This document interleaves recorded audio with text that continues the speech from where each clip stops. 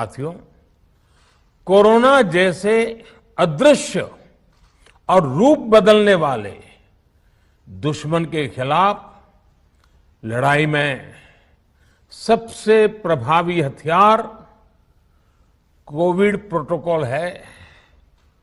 Mask, 2 गज की दूरी और बाकी सारी सावधानियां उसका पालन ही है।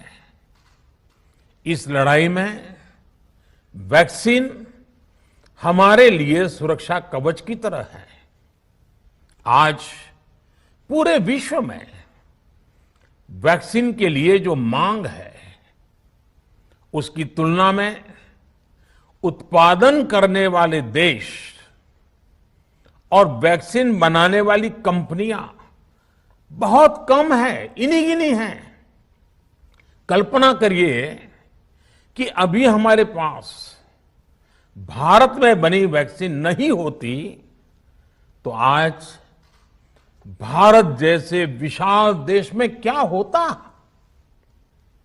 आप पिछले 50-60 साल का इतिहास देखेंगे तो पता चलेगा कि भारत को विदेशों से वैक्सीन प्राप्त करने में दशकों लग जाते थे।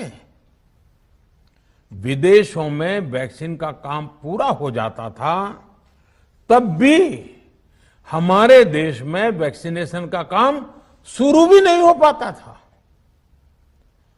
पोलियो की वैक्सीन हो, स्मॉल पॉक्स, जहां गांव में हम उसको चेचक कहते हैं, चेचक की वैक्सीन हो, हेपेटाइटिस बी की वैक्सीन हो, इनके लिए देशवासियों ने दशकों तक इंतजार किया था। जब 2014 में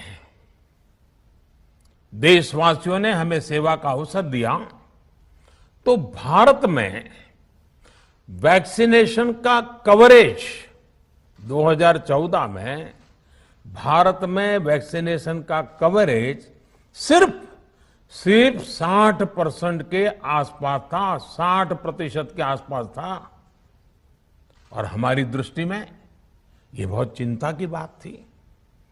जिस रफ्तार से भारत का टीकाकरण कार्यक्रम चल रहा था, उस रफ्तार से देश को 100% टीकाकरण कवरेज का लक्ष्य हासिल करने में करीब करीब 40 साल लग जाते हैं। हमने इस समस्या के समाधान के लिए मिशन इंद्रधनुष को लॉन्च किया। हमने तय किया कि मिशन इंद्रधनुष के माध्यम से युद्ध स्तर पर वैक्सीनेशन किया जाएगा और देश में जिसको भी वैक्सीनेशन की जरूरत है उसे वैक्सीन देने का प्रयास होगा। हमने मिशन मोड में काम किया और सिर्फ 5-6 साल में ही वैक्सीनेशन कवरेज 60% से बढ़कर 90% से भी ज्यादा हो गई।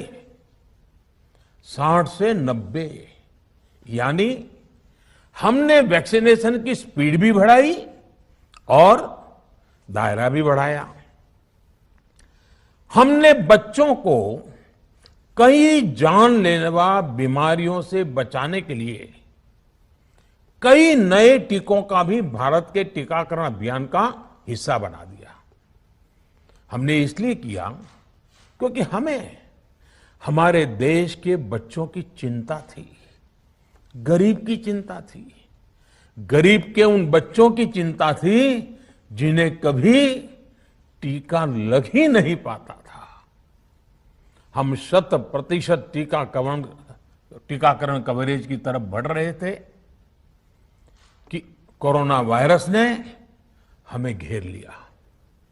देश ही नहीं, दुनिया के सामने फिर पुरानी आशंकाएं घिरने लगी कि अब भारत कैसे इतनी बड़ी आबादी को बचा पाएगा।